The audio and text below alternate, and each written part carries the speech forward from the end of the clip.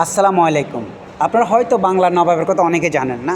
1747 23শে June যখন বাংলার নবাবের পতন হয়, তখন নবাবকে যখন ধরে নেওয়া হয়, তখন রাস্তার দুধারে হাজার হাজার মানুষ দাঁড়িয়ে শুধু নবাবকে দেখেছে। যদি প্রত্যেকটা মানুষ যদি একটি করে ইটের কোণা নিয়ে যদি ব্রিটিশকে নিক্ষেপ করতো, তাহলে ব্রিটিশেরা ছিন্ন বিচ্ছিন্ন হয়ে যেত।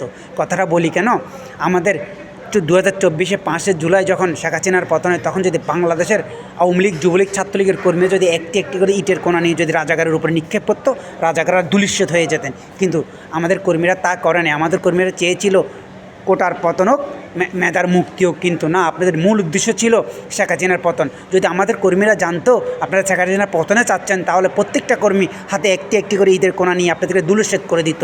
আর বাংলার মীর জাফরকে বলছি, ওয়াকারকে, সেনাবাহিনীর প্রধানকে, আজকে দেখেন আপনাকে প্রতিনিয়ত রাস্তার ছেলেরা, রাজাকারেরা আপনাকে গালি দিচ্ছে। কেন দিচ্ছে? আপনি মীর জাফর, আপনি টাকার কাছে বিক্রি হয়ে গেছেন শেখ হাসিনার কাছে, শেখ হাসিনার সাথে বেইমানি করেছেন, আমেরিকার কাছে বিক্রি হয়ে গেছেন।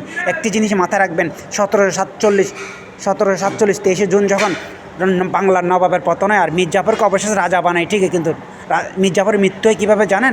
ঘোড়ার গাড়িতে করে বেঁধে। তা আপনি যত হাজার কোটি টাকার মালিক হন না, আপনাকে বাংলাদেশের মানুষ চিনে গেছে আপনি মীর জাফর বেঈমান।